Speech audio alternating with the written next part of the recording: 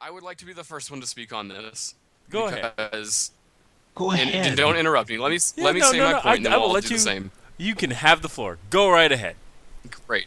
So we come back from the commercial, and I'm like, all right, here comes Brodus Clay. Is it actually going to happen or what?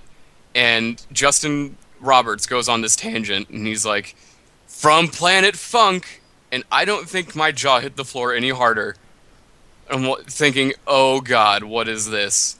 And then you call him the Funkasaurus, and then the greatest theme song in pro wrestling history hit, and he comes out dancing like a goon, and my face lit up. It was hilarious to me. So I thought it was absolutely hilarious. Then he gets in the ring, has a squash match that was actually entertaining to watch for a fucking big man squash match.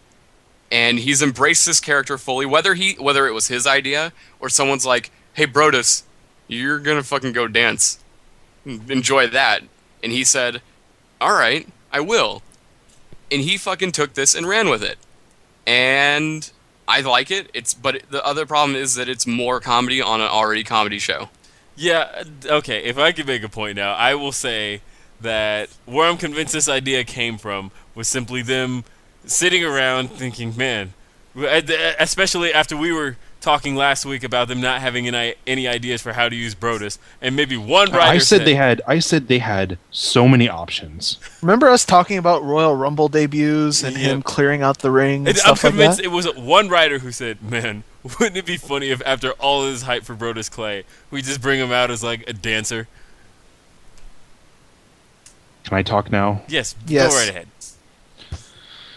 People want to say, oh, well, you don't think that this can get over. Well, look at Rikishi. Rikishi was cool. He was part of a team called Too Cool.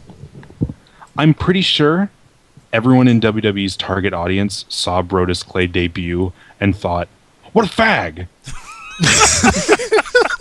I mean, Saw based him off that one grind- YouTube video. Excuse me. Saw him grind his ass on Kurt Hawkins' junk and thought, what a fag. What a fag.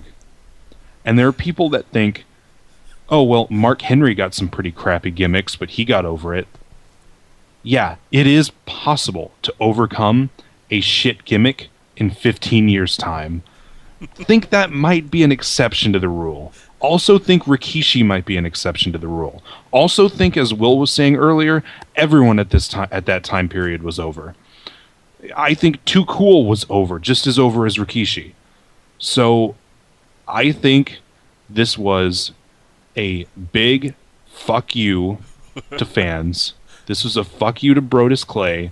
Justin Roberts standing in the ring with his stupid ass smug grin on his face going, from Planet Funk, the Funkasaurus, Brodus Clay. Like, this worked out so well with Flash Funk, didn't it? And so he comes, like I said, he did a good job with his clown shoes gimmick. He did a good job. Good for him. The fact is, nobody reacted. Nobody in the crowd was visibly having fits of laughter. Somebody said you suck, and it picked up like it like echoed throughout the arena, and Brodus Clay responded to that Immediately, too. This is going to die very soon. It will not get over. People want to compare this to Rikishi. No, this is Slam Master J versus Charlie Haas.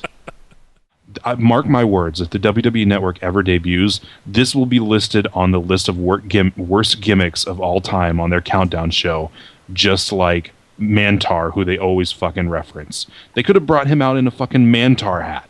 People would have loved that. That would have been funny. Wouldn't have lasted. This is not going to last.